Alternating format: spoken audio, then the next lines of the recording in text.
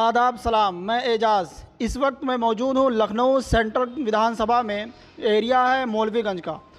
मैं यहाँ पर हमारे साथ कुछ रिस्पेक्टेड पर्सनालिटीज़ हैं, उनसे हम ये जानने की कोशिश करेंगे कि आखिर यहाँ के स्थानीय लोगों का मुद्दा क्या होगा। और यहाँ चूँकि मुस्लिम आबादी भी ज़्यादा है और यहाँ मुस्लिम जो कैंडिडेट हैं, एक या दो आम आदमी पार्टी से हैं और एक कांग्रेस से सदफ जाफ़र हैं। हम यहाँ से लोगों से ही जानने की कोशिश करेंगे कि यहाँ के लोगों का मुद्दा क्या है और क्या मुस्लिम मुद्दा जो होगा यहाँ काम आएगा। सीए एनआरसी का मुद्दा यहाँ कुछ मुसलमानों के दिमाग में है, उन सारी चीज़ों को लेकर के वोट करेंगे या नहीं। सर, आपका नाम? मुश्ताक अहमद। सर, यहाँ के स्थानीय लोगों का सबसे पहले तो ये हम जानने की कोशिश करेंगे क्या माहौल है, लोगों का मुद्दा क्या होगा। यहाँ का माहौल, सबकी ख्वाहिश है कि शांति पैदा हो और सबको बराबर का अवसर दिया जाए और शांति हर तरह से कायम रहे और सबको बराबर का मौका मिले। यहाँ के आसपास के लोगों का स्थानीय, ये तो एक स्टेट लेवल लार्जर लेवल पे हो गया, स्थानीय लोगों का कौन सा मुद्दा होगा? स्थानीय लोगों का यही मुद्दा है कि भाई शांति रहे और अशांति ना फैले। जी, तो ये देख सकते हैं कि मुद्दा जो होगा कि शांति का होगा। सर, आपका नाम? जुबैर नाम मेरा। सर, क्या यहाँ पे जो बीजेपी फ़िलहाल 20% वर्सेस 80% का केस खेल रही है, या वेस्टर्न यूपी में हमने देखा 2 चरणों में गर्मी वर्सेस सर्दी, ठंडी ले आएंगे, गर्मी पैदा कर देंगे, सारे मुद्दे चलें। हिजाब का मुद्दा कर्नाटक से उठा, क्या ये सारे मुद्दे पोलराइज करने में काम आएंगे भाजपा के लिए? भाजपा ये सारे मुद्दे तो उठा रही है, लेकिन ग्राउंड रियलिटी ये है कि ये सारे मुद्दे उसके फेल हो चुके हैं। उसकी वजह ये है कि लोग इतना ज़्यादा परेशान हैं बेरोज़गारी से, महंगाई से, अशांति से, कि अब उनको ये चीज़ जो है अट्रैक्ट नहीं कर रही है। और आप ऐसा कुछ ये बात कही जा सकती है कि लोगों ने अपने दिल से, अपने मन से इस नफ़रत के पैगाम को निकाल दिया है। अब लोग ये चाहते हैं कि जो हमारे रोज़गार की बात करे, जो हमारे आपसी सद्भावना और मेलजोल की बात करे, जो विकास की बात करे, जो शांति की बात करे, उसको अवसर मिलना चाहिए, उसको मौका देना चाहिए। जी सर, हम आपसे ये जानने की कोशिश करेंगे कि आखिर माइनॉरिटीज़ को जितनी पार्टियां हैं, जो सारी की सारी पार्टियां नाम लेने से डरती हैं, चाहे वो कांग्रेस हो, चाहे वो समाजवादी हो, कोई भी हो, तो क्या जो भी सरकार आएगी, चेंज होगी या जो भी वही रिपीट करे सरकार, क्या माइनॉरिटीज़ के लिए कुछ यहाँ दिखता नजर आता है? देखिए, हम समझते हैं कि उम्मीद पे दुनिया कायम है। मुसलमानों के ख़िलाफ़ इतनी नफ़रत फैलाई गई है कि माहौल बहुत ख़राब है। मुझको लगता है ये 5 सालों में बहुत ज़्यादा ख़राब हुआ है।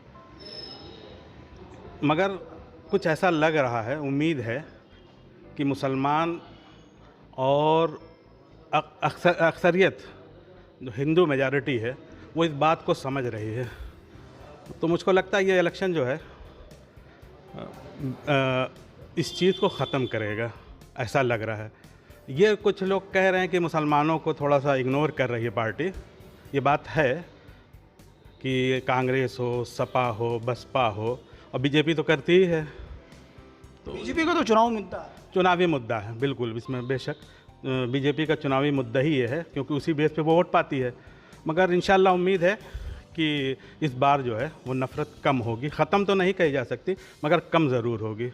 और मुसलमान इस बस कुछ समझदारी कर भी रहा है कि वो वोट जो है एक तरफ़ा देने की कोशिश कर रहा है। भले छोटी छोटी बहुत सी पार्टियां हैं मुसलमानों की, मगर वो मुसलमान जो है समझ रहा है, और इंशाल्लाह उम्मीद है कि इस बार माहौल कुछ बदलेगा। तो मुसलमानों को कुछ फ़ायदा होगा?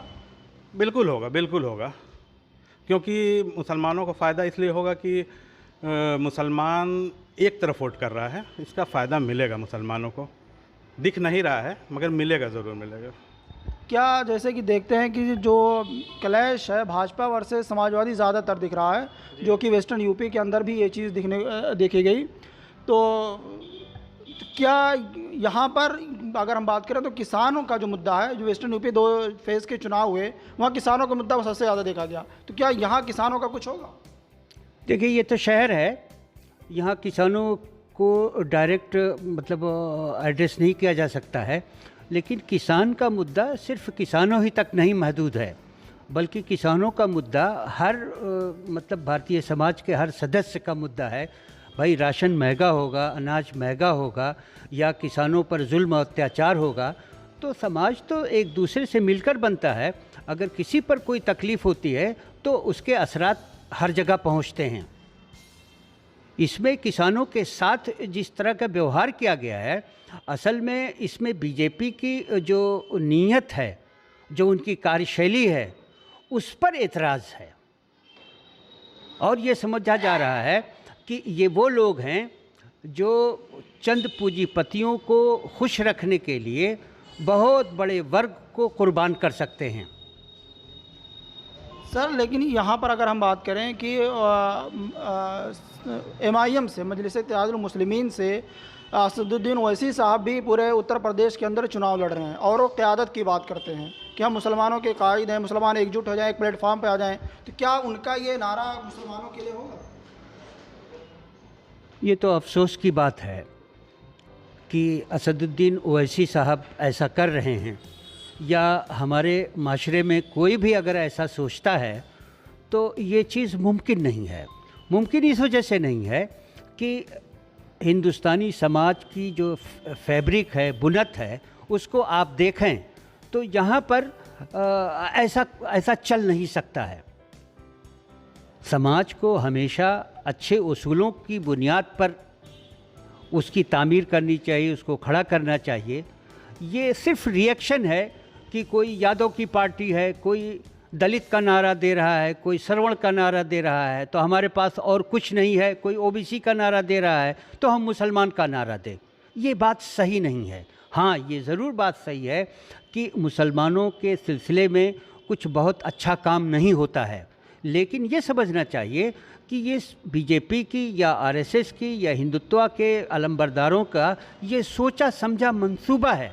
वो माशरे में अशांति फैलाकर असल मुद्दों से आवाम को गुमराह करते हैं और वो ये चाहते हैं कि नॉन इश्यूज़ को इशू बनाया जाए और इसी में लोगों को उलझाए रखा जाए। मुसलमानों की या जो वंचित समाज है उसकी सबसे बड़ी ज़रूरत एजुकेशन है, रोज़गार है और इकोनॉमिकली साउंड होना है, उनके हाथ में कुछ ताकत रहे। ये दुनिया ऐसे ही है कि आप जितनी कोशिश करोगे, जितना आपको अवसर मिलेगा, जितना आपके लिए माहौल साजगार होगा, उतना ही आप आगे बढ़ सकते हो।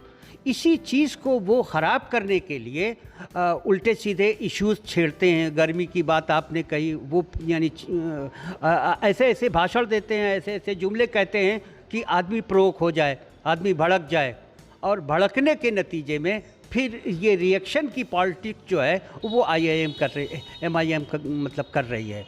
जाहिर सी बात है, इलेक्शन के वक्त में तो इसका कुछ जज्बाती लोग हैं वो इसका समर्थन कर सकते हैं, लेकिन इलेक्शन के बाद की बात जो होती है, ज़िंदगी है, उसमें MIM के पास कोई फार्मूला नहीं है कि यहाँ हम कैसे रहें। देखते हैं कि ओवैसी साहब के मजलिस में जब भी उनका प्रोग्राम होता है, सैकड़ों के हज़ारों की तादाद में नौजवान वहाँ पहुँचता है। और इस वक्त जो कर्नाटका से मुद्दा उठा है, जो कि सुप्रीम कोर्ट में भी है, हाई कोर्ट में भी है, कि हिजाब का मुद्दा, और उसको पूरा इशू बनाने की कोशिश कर रहे हैं कि एक दिन ऐसा आएगा कि हिजाबी लड़की जो होगी प्राइम मिनिस्टर बनेगी। तो क्या इससे मुसलमान कहीं?